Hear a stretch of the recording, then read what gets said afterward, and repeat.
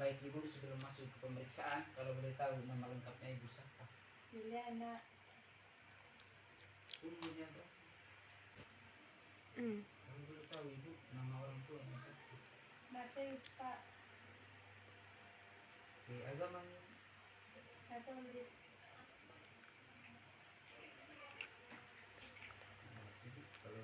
Ibu, kalau boleh tahu apa tujuan Ibu datang ke klinik gigi? Jadi begini, Pak. Semenjak 2 minggu yang lalu, gigi saya terasa sakit ketika saya mengonsumsi makanan, baik yang panas ataupun yang dingin.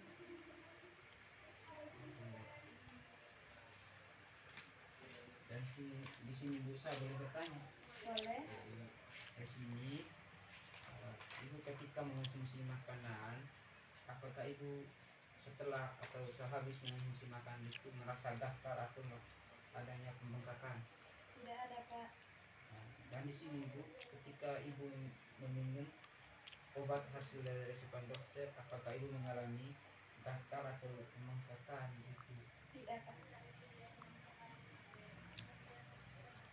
Kak, kalau boleh tahu bagaimana cara isi pemeriksaan ekstraoral? Baik, di sini saya akan menjelaskan tentang apa yang menjadi jawaban dari pertanyaannya. Jadi di sini mengapa di sini saya isi mukanya sebagai simetris dan mengapa tidak menjadi simetris? Di sini karena melalui penglihatan kita melihat mukanya pasien dalam keadaan normal. Ketika di sini kita mengisi tidak simetris, di sini terjadi pembengkakan karena akibat kecelakaan atau faktor keturunan. Dan penjelasan limfenya, kenapa di sini saya isi tidak teraba? Karena pas pemeriksaan pasien dalam keadaan normal. Dan kenapa karena pas pemeriksaan pasien dalam keadaan normal. Kak, kalau boleh tahu pemeriksaan di intraoral ini, kenapa di 17 ditulis 1, terus di 16-nya, dan yang lain ini 0? Nah, di sini saya menjelaskan tentang pemeriksaan intraoral atau penilaian indeks keras giginya. Mengapa di sini gigi 17 diisi dengan 1, gigi 48 diisi dengan 1, gigi 47 diisi dengan 1, gigi 36 diisi dengan 1, dan gigi 37 diisi dengan 1. Itu karena di sini gigi yang kita periksa mengalami karies gigi atau lubang gigi. Dan baik di sini, sedangkan gigi yang lainnya diisi dengan skor 0, itu semuanya gigi sehat. Kak, ini sama sih, belum mengerti Kak. Yang ini kenapa tulis D dan M dan F di bawahnya. Terus yang di D ini tulis 5 dan M-nya 0 dan V-nya juga 0. Baik, di sini saya menjelaskan D-nya itu decay atau sering disebut dengan gigi yang berlubang yang masih bisa ditambal atau masih bisa dirabat. Dan E-nya di sini missing, gigi hilang. Dan F-nya di sini gigi yang pernah ditumpat atau yang pernah ditambal. Kalau yang DMVT ini bagaimana caranya? Jadi DMFT ini rumusnya bagaimana?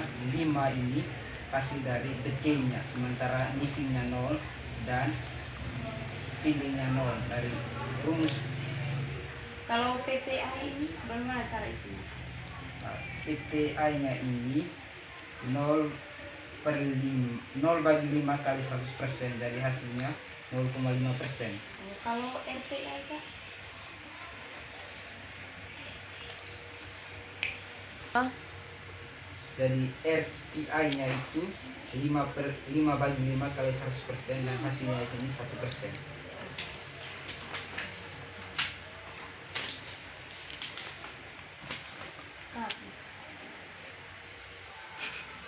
Kak, saya belum mengerti yang isi odontogram.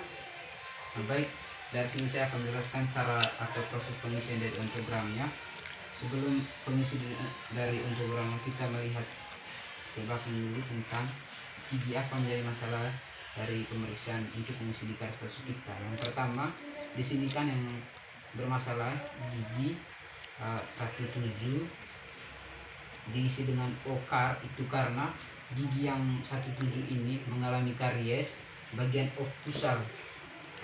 Dan di sini gigi yang bermasalah lagi, gigi 38 bermasalah sama dengan gigi 17 mengalami karies dengan karies occlusal, dan kodenya di ontogram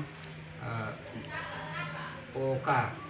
Dan gigi 37 dan 36 di sini kodenya di sini RRX, dan 37 dan 36 di sini kodenya RRX. Itu karena permasalahannya atau masalahnya itu gigi yang karies sisa akar.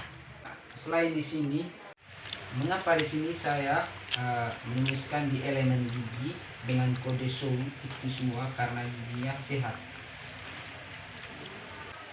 Kak, di sini saya belum mengerti tentang indeks kebersihan rongga mulut. Mengapa skor penilaian Debris Index diisi dengan 1 dan yang lainnya 0, Kak? Baik, di sini saya menjelaskan tentang Debris Index. Mengapa diisi dengan skor penilaiannya 1 itu karena Debris Index itu atau plak itu mencapai servikalnya, dan kalkulusnya diisi dengan 1 atau sedangkan 0 itu sehat, dan kalkulus indeksnya di sini atau karies. Mengapa di sini kalkulus indeks atau karang gigi diisi dengan skor 1 sedangkan yang lain dengan diisi skor 0? Di sini karena penilaian skor 1-nya itu karena karang giginya mencapai servikal, sedangkan 0-nya itu tidak ada karang gigi. Kak, saya belum mengerti di pemeriksaan mukosa mulut. Kenapa di sini tulis normal? Kenapa tidak ada kelainan? Baik, saya menjelaskan tentang apa yang menjadi penilaian dari pemeriksaan mukosa mulut. Ini melalui penglihatan lidahnya, misalnya lidah di sini. Mengapa di sini saya isi normal? Karena melalui proses penglihatan lidah berwarna merah muda. Dan sedangkan di sini mukosa bibir ini saya isi dengan ada kelainan karena melalui penglihatan saya di sini terjadi kelainan karena warna mukosa bibirnya di sini terjadi karena adanya perubahan warna lain dari yang warna normal atau adanya sariawan, dan palatum atau lain-lainnya itu normal karena memiliki warna yang sama dengan mukosa lidah dan pipi itu merah muda. Kak, saya juga belum mengerti ini di pemeriksaan jaringan keras gigi dari inspeksi sampai dengan mobility, Kak.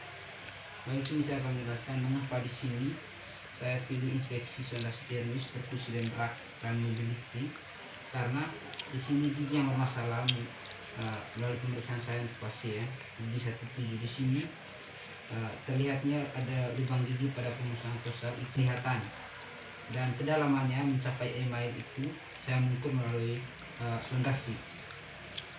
Termisnya itu melalui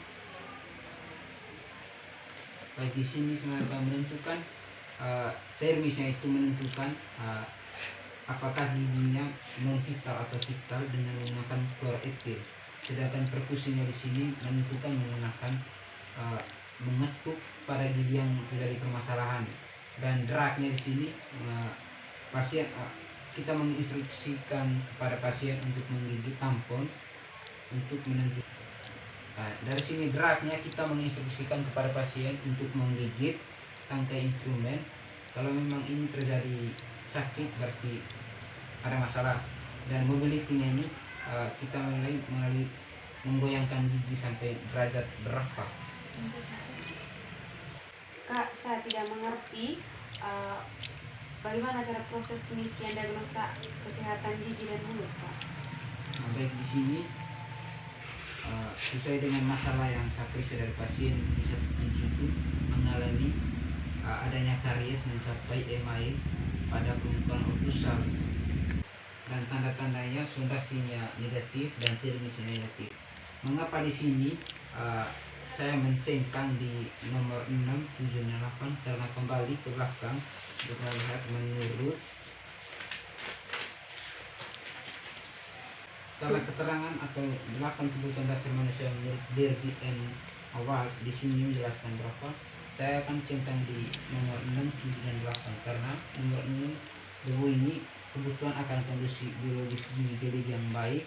Dan nomor 7-nya kebutuhan untuk bertanggung jawab akan kesehatan gigi dan mulutnya sendiri. Dan 8-nya kebutuhan akan pengetahuan dan pemahaman yang baik tentang kesehatan gigi dan mulutnya.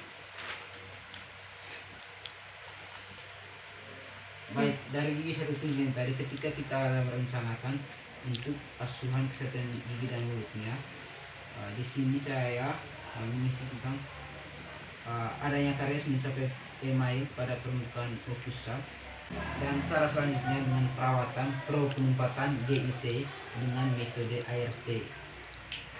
Baik Kak, terima kasih atas waktu dan kesempatannya. Terima kasih ya Kak. Terima kasih, sama-sama.